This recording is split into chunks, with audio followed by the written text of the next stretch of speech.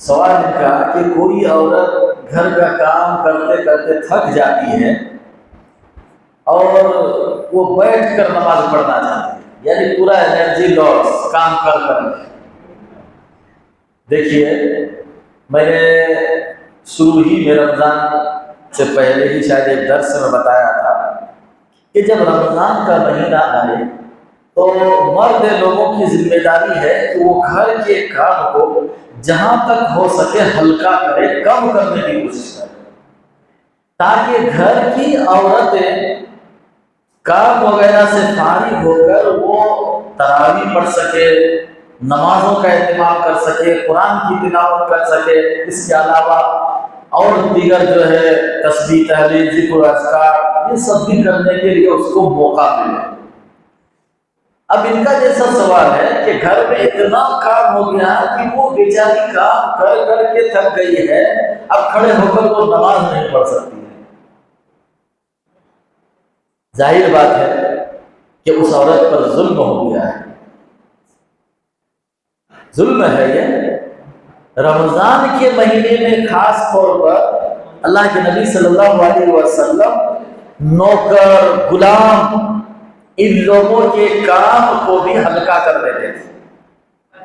اگر غیر رمضان میں 8 بجے سے 6 بجے تک کام کرنا پڑتا کسی مزدور کو، تو اللہ کے نبی صلی اللہ علیہ وسلم رمضان میں 8 بجے سے کچھ دیر کام کرا کر بہت پہلے اس کو چھوڑ دیتے تھے، 2 گھنٹہ، 3 گھنٹہ، 4 گھنٹہ پہلے، کہ جب تو بھی روزہ رکھا ہے، تو بھی ہماری طرح ایک انسان ہے۔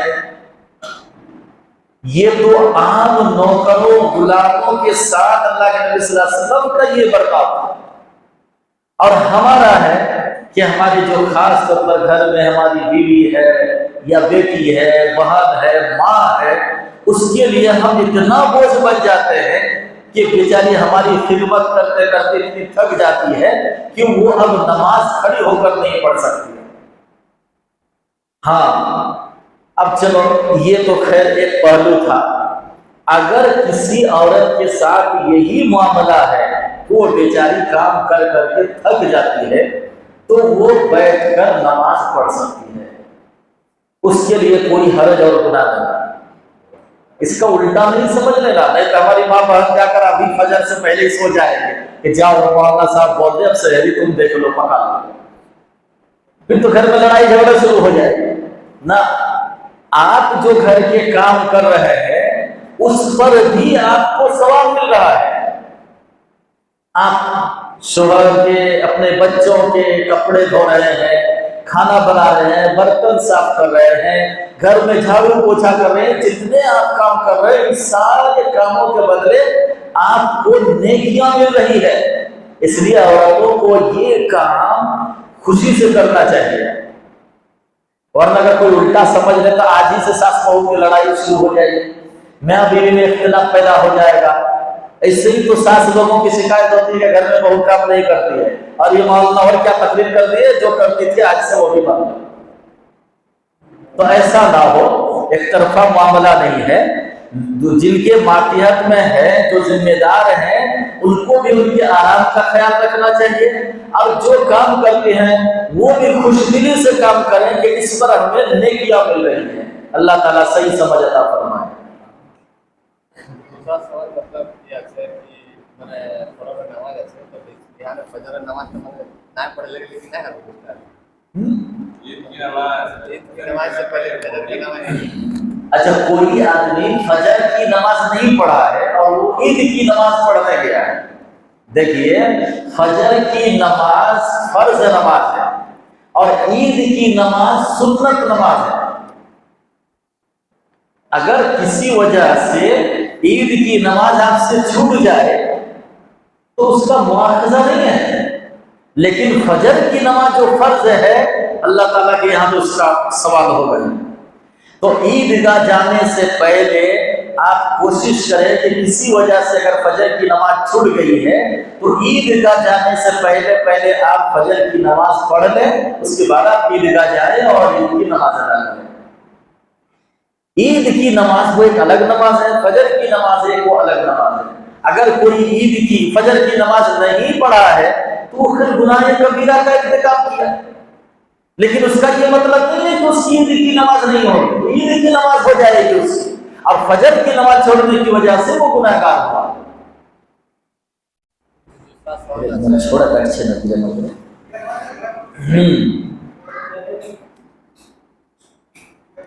اور کیا سوال ہے بولیے؟ لڑکا لڑکی مطلب مجھے پسند کیا ہے؟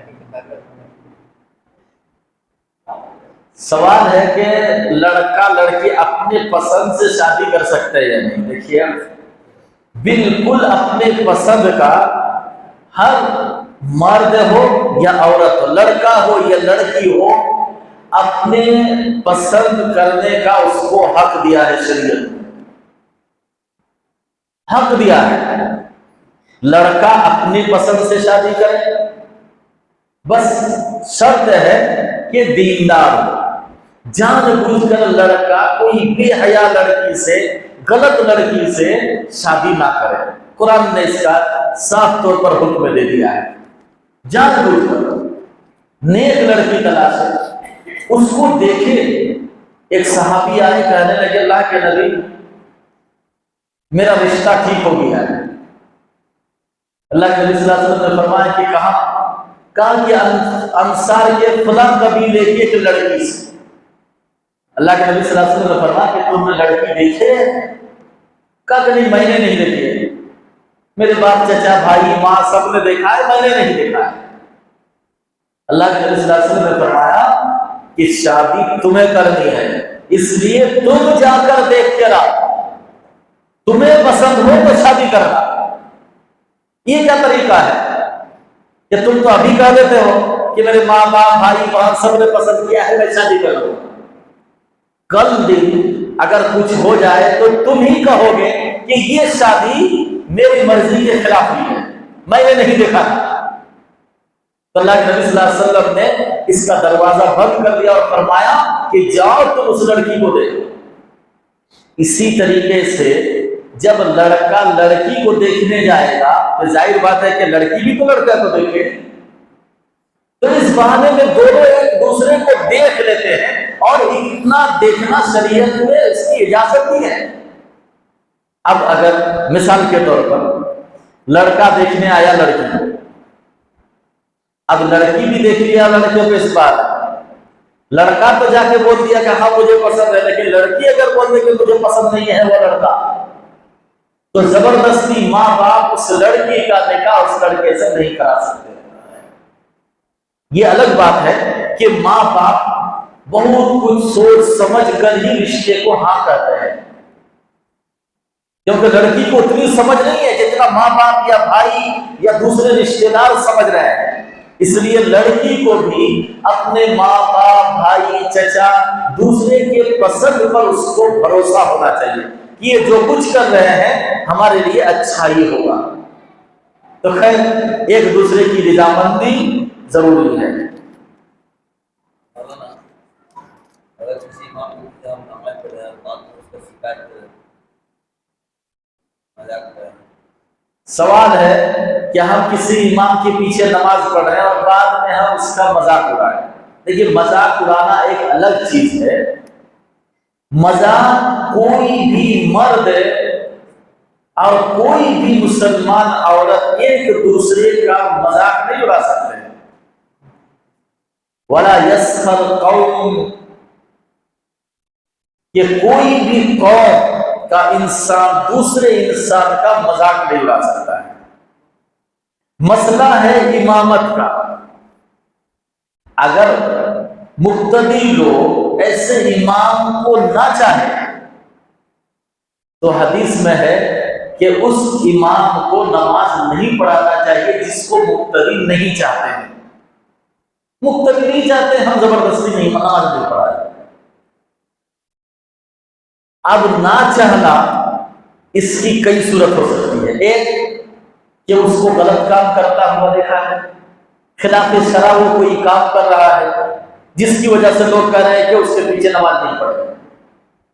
اور ایک ہے اس کی شکل صورت، کہ شکل اچھی نہیں ہے اس کی اس لیے اس کے پیچھے نماز نہیں پڑھے۔ اور ایک ہے کہ اس کی قرات اچھی نہیں ہے، آواز اچھی نہیں ہے، اس لیے لوگ کہیں گے اس کے پیچھے ہم نماز نہیں پڑھیں۔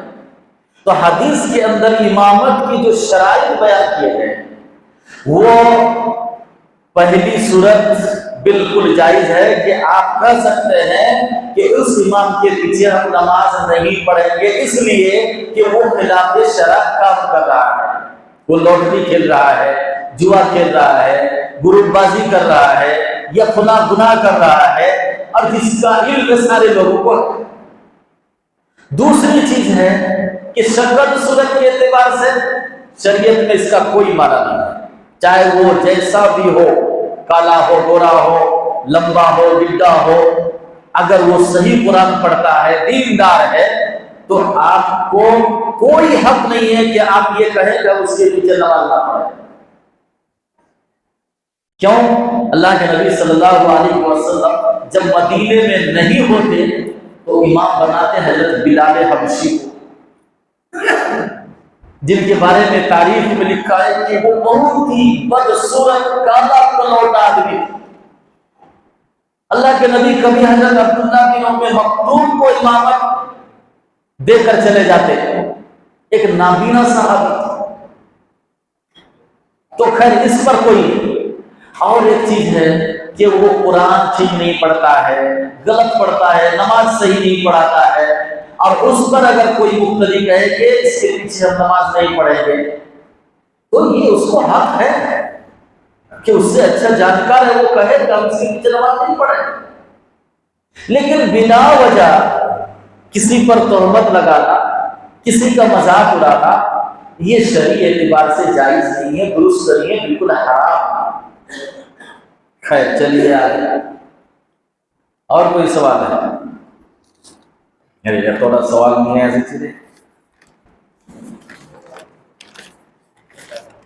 سوالات بہت سارے ہیں، مختصر چھوٹا چھوٹا جواب دے کر ہم چلتے ہیں۔ ایک سوال ہے، قرآن میں آیت سجدہ آئے تو سجدہ کرنا ضروری ہے یا نہیں؟ قرآن میں جب آیت سجدہ آئے تو سجدہ کرنا ضروری نہیں ہے، لیکن کرنا افضل اور بہتر ہے۔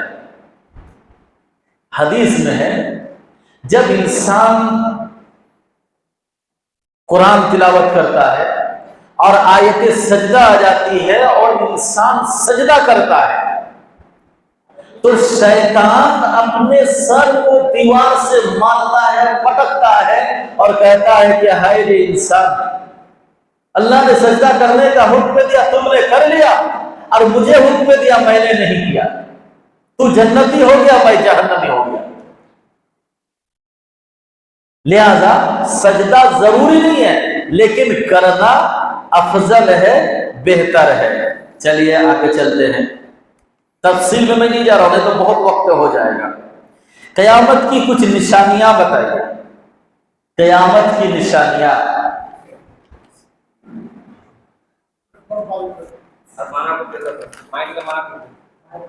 بہت اور بھی دیکھیے، اور بھی سوالات آ گئے، اور اب کوئی سوالات نہ بھیجیں۔ تو سوال تھا کہ قیامت کی کچھ نشانیاں۔ قیامت کی بہت ساری نشانیاں حدیث کے اندر بیان کی گئی، ان میں سے اس وقت میں ایک لمبی حدیث کا صرف ایک ٹکڑا پیش کرتا ہوں، جس کو حدیث جبرائیل کہا جاتا ہے۔ اللہ کے نبی صلی اللہ علیہ وسلم صحابہ کرام کی مجلس میں بیٹھے ہوئے تھے، جبریل امین ایک انسانی شکل میں، مسافر کی شکل میں آ گئے۔ کوئی صحابی نہیں پہچان رہے تھے۔ حضرت عمر رضی اللہ تعالیٰ عنہ فرما رہے تھے کہ ایک دم سفید کپڑا پہنا ہوا تھا، بال بالکل کالے تھے، اور ہم میں سے کوئی پہچان بھی نہیں رہے تھے کیونکہ اس علاقے کا بھی نہیں تھا۔ ہمیں تعجب تھا کہ یہ باہر سے آیا ہے اور مسافر جیسا نہیں لگ رہا ہے، کہ کپڑے میں کوئی دھول گرد و غبار نہیں، میل نہیں، کیونکہ سفر سے اگر آتا تو کپڑا میلا ہوتا، سفر سے اگر آتا تو سر کے بال بھی بکھرے ہوئے ہوتے، دھول ہوتا، گرد و غبار ہوتا، لیکن یہ سب کچھ نہیں ہے۔ خیر اللہ کے نبی صلی اللہ علیہ وسلم کے بالکل قریب ہو گئے، سٹ کر بیٹھ گئے اور چند سوالات کیے۔ یکی بات دیگر ایک بات دیگر سوالات کرتے گئے، اللہ کے نبی صلی اللہ علیہ وسلم جواب دیتے گئے۔ ایک سوال آیا کہ مت الساعہ، کہ اللہ کے نبی قیامت کب آئے گی؟ اب اللہ کے نبی تو جان رہے تھے کہ جبرائیل ہے، صحابہ کو معلوم نہیں تھا، تو اللہ کے نبی صلی اللہ علیہ وسلم نے حضرت جبرائیل سے فرمایا کہ جبرائیل نام نہیں لیا، آپ نے فرمایا آپ جو مجھ سے پوچھ رہے ہیں آپ سے زیادہ میں نہیں جانتا ہوں۔ کیوں؟ آپ اللہ کا پیغام لا رہے ہیں، اگر اللہ کا حکم ہوتا قیامت کب آئے گی اس کا علم پہلے جبرائیل کو ہوگا۔ تو اللہ کے نبی صلی اللہ علیہ وسلم نے فرمایا کہ ہاں میں کچھ نشانیاں بتا سکتا ہوں قیامت کی۔ پھر اللہ کے نبی صلی اللہ علیہ وسلم نے قیامت کی علامات اور نشانیاں بیان فرمایا۔ کیا فرمایا؟ انتر الحفاة العراة العالى يتطاولون فی البنیان۔ انتر الحفاة العراة، حفاظ کہتے ہیں ننگے پاؤں، عراة کہتے ہیں ننگا بدن، عالم تنگ دست، یعنی ایک غریب آدمی جسے پہننے کے لیے پاؤں میں چپل نہیں، بدن میں اچھے کپڑے نہیں، پیٹ بھرنے کے لیے لوگوں سے مانگتا پھرتا تھا، لیکن ایک وقت آئے گا یتطاولون فی البنیان، ایسے لوگ جو آج سے 10 سال پہلے، آج سے 20 سال پہلے جن کے پاس کھانے کے لیے کچھ نہیں ہوتا تھا، پاؤں میں پہننے کے لیے چپل نہیں، جسم میں پہننے کے لیے اچھے کپڑے نہیں، ایسی مالداری آ گئی کہاں سے؟ یتطاولون فی البنیان، 3-4 منزلہ بلڈنگ بنا دیا ہے۔ اب لوگ کہیں گے دیکھ رہے ہیں اس کو ہم نے دیکھا ہے، آج سے 10 سال پہلے چپل نہیں ہوتے تھے پاؤں میں، جسم پہ کپڑے نہیں، لوگوں سے مانگتا پھرتا تھا، اچانک کہاں سے دولت آ گئی، 3-4 منزلہ گھر بنا دیا۔ یتطاولون فی البنیان۔ اور آگے فرمایا کہ بیٹی یعنی اولاد ماں باپ پر حکومت کرے گے۔ ایک زمانہ تھا کہ ماں باپ جو کہتے تھے اولاد مان لیتے تھے، لیکن ایک وقت آئے گا قیامت کی نشانی کہ اولاد ماں باپ کے حکم پر نہیں چلے گے۔ یہ چند چیزیں اللہ کے نبی صلی اللہ علیہ وسلم نے بیان فرمایا اور فرمایا کہ یہ قیامت کی نشانیاں ہیں۔ جب اولاد ماں باپ کی نافرمانی کرنے لگے تو سمجھو یہ قیامت کی نشانی ہے۔ لوگ بڑے بڑے اونچے اونچے گھر بنانے لگے تو سمجھو یہ قیامت کی نشانیاں ہیں۔ تو اس طریقے کی بہت ساری نشانیاں جو ہے محدثین نے بیان کیا کہ قیامت کی کچھ علامات کے صغرا ہیں اور کچھ علامات کے کبرا ہیں، یعنی کچھ چھوٹے چھوٹے علامات ہیں اور کچھ بڑے بڑے علامات ظاہر ہوں گے۔ جیسے چھوٹے چھوٹے علامات یہ ہیں کہ لوگوں میں جہالت پھیل جائے گی، یعنی دینی علم لوگوں کے پاس نہیں رہے گا، مسئلے مسائل معلوم نہیں ہو، یہ بھی قیامت کی نشانی ہے۔ اور بڑی بڑی نشانیاں جیسے دجال نکلیں گے، یاجوج ماجوج آئیں گے، اسی طریقے سے سورج مشرق کے بجائے مغرب سے طلوع ہوگا، یہ بڑی بڑی نشانیاں ہیں۔ تو بہت سارے ایسے نشانیاں تقریباً 100 سے بھی زائد ہیں، ہزاروں ہوں گے حدیث میں قیامت کی نشانیاں بیان کی گئی ہیں۔ چلیے ایک بہت لمبا موضوع ہے۔ جو شخص کلمہ پڑھ کر مر جائے تو کیا اس سے قیامت کے روز کچھ بھی حساب نہیں لیا جا سکے گا؟ ایسا نہیں ہے۔ کلمہ پڑھ کر مر جانا یہ انسان کی خوش قسمتی ہے۔ حدیث میں ہے، اللہ کے نبی صلی اللہ علیہ وسلم فرماتے ہیں من کان آخر کلامہ لا الہ الا اللہ دخل الجنہ، جو کلمہ پڑھ کر مرے گا وہ جنت میں جائے گا۔ حساب کیا ہے؟ حساب جس سے بھی لیا جائے گا وہ تو پکڑا جائے گا، پکڑا جائے گا۔ حضرت عائشہ رضی اللہ تعالیٰ عنہ نے اللہ کے نبی صلی اللہ علیہ وسلم سے ایک بار فرمایا کہ اللہ کے نبی قرآن میں جو ہے حساب یسیرا، کہ اللہ آسان حساب لے۔ اللہ کے نبی صلی اللہ علیہ وسلم نے فرمایا کہ عائشہ، آسان حساب کا مطلب ہے کہ اللہ تعالیٰ اس کے نامعمل کو یوں سمیٹے اور اس کو دائنے ہاتھ میں پکڑا دے کے جا، اور اگر اس کو کھول کر دیکھنا شروع کر دیا تو بس وہ پھنس گیا۔ لہذا اگر کوئی انسان کلمہ پڑھ کر مرتا ہے اور وہ خوش قسمت ہے تو اللہ تعالیٰ اس کو جنت میں داخلہ عطا فرما دے گا۔ چلیے آگے چلتے ہیں۔ نماز اشراق، نماز اشراق کہتے ہیں سورج طلوع ہونے کے بعد نماز پڑھنا۔ اللہ کے نبی صلی اللہ علیہ وسلم فجر کی نماز پڑھا کر مسجد ہی میں بیٹھے رہتے تھے۔ جب سورج اچھی طرح طلوع ہو جاتا تھا تو آپ صلی اللہ علیہ وسلم اشراق کی نماز پڑھ کر گھر تشریف لے جاتے تھے۔ لہذا حدیث میں اس کی فضیلت آئی ہے، اگر کوئی پڑھنا چاہے تو پڑھ سکتا ہے۔ کبیرہ گناہ کی معافی اللہ سے کیسے؟ کبیرہ گناہ اگر آپ نے کر لیا ہے تو توبہ کرنا ضروری ہے، بغیر توبہ کے کبیرہ گناہ معاف نہیں ہوتا ہے۔ توبہ کے شرائط کیا ہے؟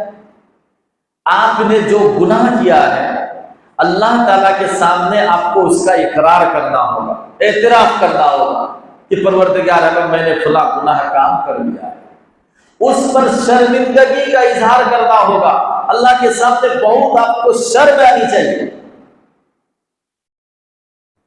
شرمائے وہ آدمی اللہ تعالیٰ سے کہ میں نے یہ کیا کر لیا۔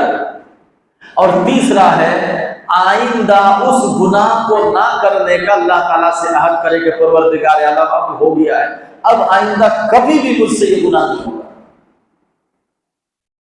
تو یہ اس طریقے سے جو ہے آپ توبہ کریں۔ کہتے ہیں کہ وہ ساتھ کون کون سے لوگ ہیں جو قیامت کے دن عرش کے سائے تلے میں جگہ ملے گی جن کو؟ دیکھیے میں نے شروع میں کہا کہ یہ سب لمبی لمبی حدیثیں ہیں، آپ جو ہے اس کو کسی اردو کتاب میں یا حدیث کی کتاب میں پڑھنا لکھنا جانتے ہیں تو وہاں سے نکال کے آپ دیکھ لیں وہ 7 طرح کے کون کون لوگ ہیں۔ ابھی اس پر تفصیل جائیں گے تو بہت آگے چلتے ہیں۔ ہمارے نبی کے امت میں وہ کون لوگ ہوں گے جو کبھی بھی جنت میں داخل نہیں ہوں؟ ہمارے نبی صلی اللہ علیہ وسلم کی امتی میں کافر و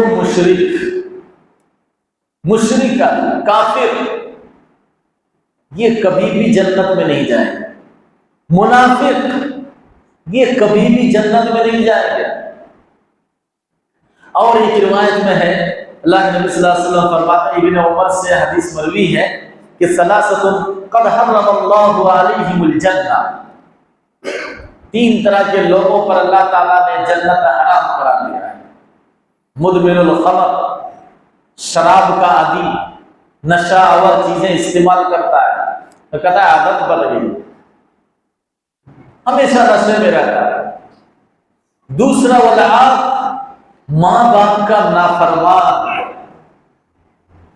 اور تیسرا والدیوس الذی یقر فی اہلہ الخبث، وہ بے حیا آدمی کہ جس کے گھر کی بہو بیٹیاں بے حیائی کا کام کر رہی ہے اور اس پر گھر کا گارجن خاموش بنا ہوا ہے، خاموشی اختیار کرتا ہے۔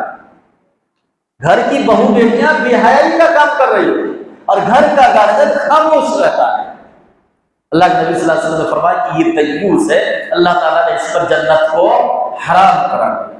اور ایک وہ آدمی جس نے کسی کا ناجائز مرڈر کر دیا، قتل کر دیا ہے، کسی مسلمان کا ناحق خون کر دیا ہے۔ خیر اس طریقے کے اور بھی بہت حدیث کے اندر تذکرہ ہے۔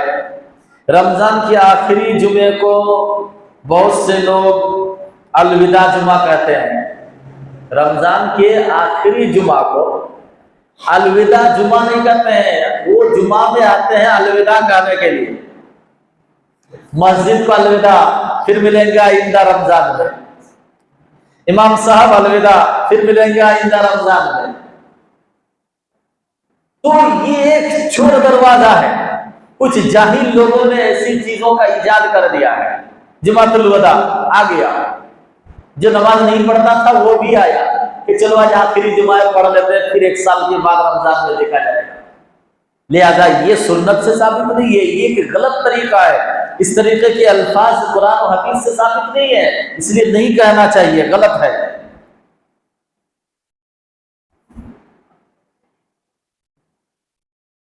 اسی میں ایک سوال یہ ہے کہ اسی طریقے سے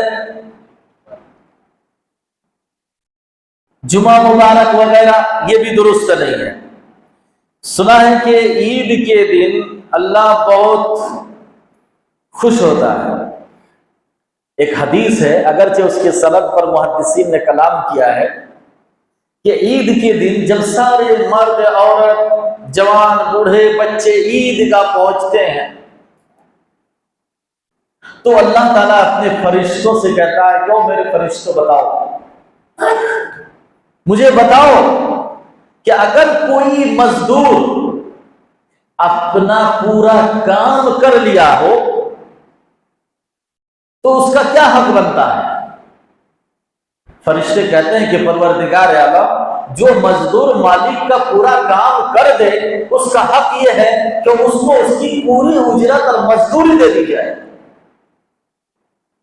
اللہ تعالیٰ فرماتا ہے کہ میرے فرشتے گواہ رہو، میری عزت و جلال کی قسم، میرے ان بندے بندیوں نے جو میں نے ان کے اوپر روزہ فرض کیا تھا انہوں نے روزہ رکھا، لہذا آج میں ان ساروں کی گناہوں کو میں بخش دیتا ہوں اور ان کے گناہوں کو میں نیکیوں سے بدل دیتا ہوں۔ اللہ کے نبی صلی اللہ علیہ وسلم فرماتے ہیں کہ جب عیدگاہ سے ایک مسلمان واپس لوٹتا ہے تو وہ بخشے بخشائے لوٹتا ہے، اس کے گناہ معاف ہو جاتے ہیں۔ تو یہ خوشخبری کن لوگوں کے لیے ہے؟ ان لوگوں کے لیے جنہوں نے روزے رکھے، تراویح پڑھے اور دیگر نیک اعمال کیے جس سے اس نے اللہ تعالیٰ کو خوش کر لیا۔ اب اسی عیدگاہ میں کچھ ایسے لوگ ہوں گے جنہوں نے روزہ نہیں رکھا، تراویح نہیں پڑھی، نہ نمازیں پڑھی، کسی عبادت سے اس کو کوئی مطلب نہیں۔ اب بتاؤ، آپ اگر مالک ہیں، آپ نے 5 مزدور لگایا، 3 نے کام کیا، 2 بیٹھا رہا کام ہی نہیں کیا، تو آپ کو دونوں کو مزدوری دیں گے، اجرت دیجیے گا؟ نہیں دیں گے۔ جن لوگوں نے کیا ہے آپ انہیں کو اجرت دیں گے۔ ایسے ہی اللہ تعالیٰ انہیں لوگوں کے بارے میں یہ فرمائے گا جنہوں نے روزے رکھے، تراویح پڑھے، دیگر نیک اعمال کیے، اور جو روزے بھی نہیں رکھے، تراویح بھی نہیں، کچھ بھی نہیں، اس کے لیے کچھ نہیں ہے، یہ ساری خوشخبریاں نہیں ہیں۔ خیر چلیے، یہ بھی ہو گیا۔ یہ کیا ہے؟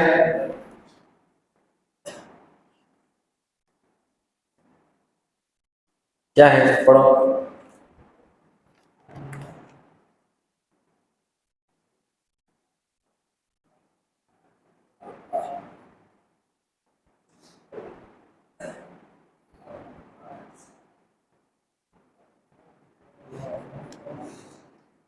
ہاں، ایک سوال ہے عورتوں کی طرف سے کہ عورتوں کے جو ماہواری آتے ہیں تو ان ماہواری کے ایام میں نماز بھی نہیں ہے اور روزہ بھی نہیں ہے، لیکن نماز سرے سے معاف ہے، نماز کی قضا نہیں ہے۔ مثال کے طور پر کسی عورت کو اگر 5 دن 4 دن 6 دن اپنی اپنی عادت کے مطابق ماہواری آئے تو وہ نماز نہیں پڑھے گی، ٹھیک ہو جانے کے بعد ان نمازوں کی قضا بھی نہیں ہے، وہ معاف ہے سرے سے۔ لیکن اگر روزے چھوٹ گئے تو ان روزوں کی قضا ہے۔ ان روزوں کی قضا کب ہے؟ آئندہ رمضان آنے سے پہلے پہلے ان روزوں کی قضا کر لے عورت۔ حضرت عائشہ رضی اللہ تعالیٰ عنہ خود فرماتی ہیں کہ رمضان میں جو میرے روزے چھوٹ جاتے تھے ماہواری کی وجہ سے، تو میں ان روزوں کی قضا شعبان میں کرتی تھی، یعنی آئندہ سال جو رمضان سے پہلے مہینہ آتا تھا شعبان کا، اس میں میں ان روزوں کی قضا کرتی تھی۔ اب ہمارے یہاں ایک مسئلہ ہے کہ اب جیسے شوال کے 6 روزے ہیں، 9ویں ذی الحجہ کا 1 روزہ ہے، محرم کے روزے ہیں، یا کوئی عورت اور دوسرے نفلی روزہ رکھنا چاہے اور اس کے یہ فرض روزے باقی رہ گئے ہیں، تو کیا وہ ان نفلی روزوں کو رکھ سکتے ہیں یا نہیں؟ دیکھیے، شوال کے 6 روزے شوال ہی کے مہینے میں رکھنا ہے، ذی الحجہ کے 9ویں تاریخ کا روزہ 9ویں تاریخ ہی کو رکھنا ہوگا، محرم کے روزے 9، 10 یا 10، 11 ہی کو رکھنا ہوگا، اس کے لیے دن خاص ہے، ان روزوں کی قضا نہیں ہے۔ شوال کا مہینہ جب گزر جائے اور آپ کہیں گے کہ میں 6 روزے نہیں رکھ سکا ہوں، اب رکھ لوں گا، آپ کو وہ ثواب نہیں ملے گا، کیونکہ وہ روزے شوال کے مہینے ہی کے ساتھ خاص ہے۔ اسی طریقے سے 9 تاریخ ذی الحجہ کے روزے رکھنے ہیں، آپ اگر نہیں رکھے تو بعد میں اس کی قضا نہیں ہے۔ محرم کے روزے آپ نہیں رکھ پائے، بعد میں اس کی قضا نہیں ہے۔ رمضان کے چھوٹے ہوئے روزے کو آپ بعد میں رکھ سکتے ہیں، جیسے کہ حضرت عائشہ رضی اللہ تعالیٰ عنہ فرماتی ہیں کہ میں رمضان کے چھوٹے ہوئے روزے کو شعبان میں جا کر رکھتی تھی، لہذا شوال کے 6 روزے آپ رکھیں، ذی الحجہ کا 1 روزہ رکھیں آپ، اسی طریقے سے آپ کیا کہتے ہیں عاشورہ محرم کا روزہ بھی رکھیں۔ ان روزوں کے خاص دن ہیں، یہ دن گزر جانے پر ثواب بھی نکل گیا، روزے کی قضا بھی نہیں ہے۔ خیر، لیکن عورتوں کو کوشش ہونی چاہیے کہ جتنی جلدی ہو سکے ان روزوں کی قضا کر دے، اگر کسی وجہ سے دیر ہو رہی ہے تو کوئی حرج نہیں ہے۔ ایک سوال ہے، کیا ساڑی ہندوؤں کا لباس ہے اور ہمارے آس پاس جتنے بھی مسلم بوڑھی اور جوان عورت ہے سب کو شلوار قمیض پہننا ضروری ہے؟ دیکھیے، ایک جگہ کا ایک ماحول ہوتا ہے لباس کا۔ عورتوں کا لباس یہی ہے کہ سر سے لے کر پاؤں تک پورا ڈھکا رہے، پورے پردے میں رہے، جسم کا کوئی حصہ نظر نہیں آنا چاہیے۔ اب اگر آپ سمجھ رہے ہیں کہ ساڑی اور بلاؤز سے پیٹ یا پیٹ کا حصہ نظر آ رہا ہے تو ظاہر بات ہے کہ یہ اسلامی لباس نہیں ہے، یہ غلط طریقہ ہے۔ لیکن اگر کوئی عورت بلاؤز کی لمبائی اتنی بڑھا دی ہے کہ اس کے پیٹ یا پیٹ کا کوئی حصہ نظر نہیں آ رہا ہے، بلاؤز کا آستین بھی اتنے ایک دم کلائی تک کر دیا جہاں چوڑی پہنتی وہاں تک، تو کوئی حرج نہیں ہے۔ لیکن اگر اس کے پہن کر بھی جسم کا کوئی حصہ نظر آئے تو اسلام میں یہ ناجائز ہے، حرام ہے عورتوں کے لیے۔ تو ساڑی بلاؤز یہ حرام نہیں ہے، اس کو اس ڈھنگ سے پہننا جس سے جسم کا کچھ حصہ نظر آئے یہ حرام ہے۔ تو جو عورتیں اب ساڑی پہن رہی ہے وہ اس کا خیال رکھیں کہ بلاؤز اس کی اتنی لمبی ہو کہ پیٹ یا پیٹ کا کوئی حصہ نظر نہ آئے، اگر نظر آتا ہو تو کہا جائے گا کہ یہ اسلامی لباس نہیں ہے۔ باقی رہا سلوار قمیض، تو یہ کوئی اسلامی لباس نہیں ہے۔ اس کو اس طرح کہا جا سکتا ہے کہ شلوار قمیض پہننے سے جسم کا کوئی حصہ نظر نہیں آتا ہے عام طور پر، اس لیے یہ بہتر ہو سکتا ہے۔ لیکن اگر ساڑی بلاؤز کو بھی اس انداز سے پہنا جائے کہ کوئی جسم کا حصہ نظر نہ آئے تو اس پر بھی کوئی حرج نہیں ہے۔ لیکن آپ اگر ایسے شلوار یا قمیض سلائیں جس سے جسم ظاہر ہو نظر آئے تو پھر وہ بھی حرام ہوگا۔ خیر، مرد گھر پر نماز کیوں نہیں پڑھ سکتے ہیں؟ دیکھیے، مرد کے لیے ہے کہ وہ مسجد آ کر فرض نماز ادا کریں، باقی جو سنت نفل نماز ہے یہ مرد اپنے گھر میں پڑھے تو زیادہ ثواب ہے. مردوں کے لیے فرض نماز مسجد میں پڑھنے سے زیادہ ثواب ہے اور سنت نفل نماز گھر میں پڑھنے سے زیادہ ثواب ہے. تو مرد حضرات فرض نماز گھر میں ادا نہ کریں بلکہ وہ مسجد میں ادا کریں, اور سنت نفل نماز اگر وہ گھر میں پڑھنا چاہے تو اس پر زیادہ ثواب ہے. ایک صحابی تھے نابینا, اللہ کے نبی صلی اللہ علیہ وسلم کے پاس آ کر کہنے لگے کہ اللہ کے نبی مجھے گھر میں نماز پڑھنے کی اجازت دیجیے, میں ایک نابینا آدمی ہوں, اتنی دور سے چل کر مسجد میں آنا میرے لیے بہت مشکل ہو جاتا ہے. کبھی کوئی ساتھ ملتا ہے تو پکڑ کے آ جاتا ہوں, کبھی نہیں ملتا ہے تو پھر ایسے ہی ٹٹول مٹول کے آنا پڑتا ہے. دوسری چیز ہے جب رات کے وقت جیسے عشاء ہے فجر ہے تو میں تو درندے موذی جانور کو بھی نہیں دیکھ سکتا ہوں, سانپ بچھو یا کوئی درندہ, لہذا مجھے اس کا بھی ڈر ہوتا ہے. تو شروع میں اللہ کے نبی صلی اللہ علیہ وسلم نے اس کو اجازت دے دی کہ ٹھیک ہے جاؤ تم گھر پہ نماز پڑھو. جب وہ صحابی کچھ دور گئے تو اللہ کے نبی نے دوبارہ اس کو آواز دیا, بلایا اور کہنے لگے کہ اچھا بتاؤ تمہارے گھر تک اذان کی آواز پہنچتی ہے؟ اس نابینا صحابی نے کہا کہ ہاں اللہ کے نبی, اذان کی آواز تو میں سنتا ہوں. اللہ کے نبی صلی اللہ علیہ وسلم نے فرمایا تب تو مسجد ہی آ کر تم کو نماز پڑھنا ہوگا.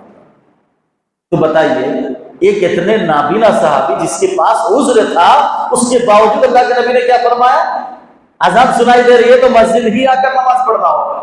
لہذا مرد لوگوں کو مسجد ہی میں آ کر نماز پڑھنا ہوگا, فرض نماز. ہاں سنت نفل وہ گھر میں پڑھے تو یہ زیادہ افضل اور بہتر ہے. بس آج کے لیے اتنا ہی. دیکھیے میں نے شروع میں بھی کہا کہ آج آخری لیلۃ القدر ہے, شب قدر ہے, اور نہ جانے پھر آئندہ رمضان تک کون ہم میں سے حیات میں رہیں گے اور کون مر جائیں گے, یہ اللہ ہی بہتر جانتا ہے. بہت سارے ہمارے ایسے رشتہ دار جو دنیا سے انتقال کر گئے ہیں, ان کے لیے ہم کیا کر سکتے ہیں؟ دعائیں کر سکتے ہیں. ماں باپ بھائی بہن نانا نانی ماما ممانی یا پھوپھا پھوپھی جو بھی رشتہ دار ہیں, خالہ خالو, اڑوس پڑوس کے, جان پہچان کے دوست احباب, ہم ان کے حق میں بھی ان کی مغفرت کی دعا کریں. اللہ تعالیٰ ایسے ہمارے سارے رشتہ داروں کی مغفرت فرمائے. ہم میں سے بہت سارے لوگ پریشان حال ہیں, مصیبت میں مبتلا ہے, ہم ان کے لیے بھی دعا کریں کہ اللہ تعالیٰ ہمارے ایسے مسلمان بھائی اور بہنوں کو ان پریشانیوں سے, ان مصیبت سے نجات دے. ہم میں بہت سارے ایسے مرد عورت ہیں جو بیمار ہیں, ہم ان کے لیے بھی دعا کریں کہ اللہ تعالیٰ ان کو صحت کاملہ عاجلہ عطا فرمائے, اللہ تعالیٰ ان کی بیماریوں کو دور فرمائے. ہمارے بہت سارے ایسے لوگ ہیں جو ذریعے معاش میں روزی روٹی کے مسئلے میں پریشان ہیں, کیا کمائیں کیا کھائیں. بہت سارے سماج میں غریب لوگ ہیں, فقیر ہیں, مسکین ہیں, ہم ان کے حق میں بھی دعا کریں کہ اللہ تعالیٰ ان کے لیے حلال اور پاکیزہ رزق اللہ تعالیٰ ان کو مہیا فرما دے, کہ ان کو در در کی ٹھوکریں نہ کھانی پڑے. اسی طریقے سے سماج اور معاشرے میں بہت ساری ہماری ایسی بہنیں ہیں, بیٹیاں ہیں جس کی عمر ہو گئی شادی کی لیکن شادی نہیں ہو رہی ہے. بہت سارے وجوہات کی بنیاد پر, غربت ہے یا کوئی بیماری ہے, کوئی پریشانی ہے, تو ہم ان کے حق میں دعا کریں کہ اللہ تعالیٰ ایسے ہماری بہن بیٹیوں کی شادی کا انتظام فرما دیں. الغرض جتنے اس طریقے کے ہم دوسروں کو دیکھ رہے ہیں, ہم ان سارے لوگوں کے حق میں اچھائی اور بھلائی کی ہم دعا کریں گے انشاءاللہ. تو آئیے اب ہم نماز شروع کریں گے. 2 رکعت تراویح باقی رہ گئی ہے, پھر 3 رکعت وتر ہے, 2 رکعت پر سلام پھریں گے اور 1 رکعت اٹھ کر ہم پھر وتر کی نماز پڑھیں گے. اور ہم دل ہی دل میں ایسے سارے افراد کے حق میں دعا کریں, خود ہم اپنے حق میں بھی دعا کریں کہ اللہ تعالیٰ ہمیں توفیق دے. کس چیز کی؟ جس طرح ہم نے رمضان میں रोजे रखे, नमाजों का एहतमाम किया, पाबंदी किए। रमज़ान के बाद भी हम ऐसे ही नमाजों की पाबंदी करते रहें, नफली रोज़ों का हम एहतमाम करते रहें, कुरान की हम तिलावत करते रहें, पूरे साल हम दीनदार बनकर ही ज़िंदगी गुजारें। तो आइए, वक्त भी बहुत कम है, तो चलिए हम लोग नमाज शुरू करते हैं। और जो दुआए कुनूत पढ़ी जाएगी उसमें हम और भी बहुत सारी दुआएं करेंगे अरबी अल्फाज में, जो मैंने अभी कहा आप लोगों से, आप लोगों को आमीन आमीन कहना है। चलिए नमाज शुरू करेंगे, सब बंदी कर लीजिए।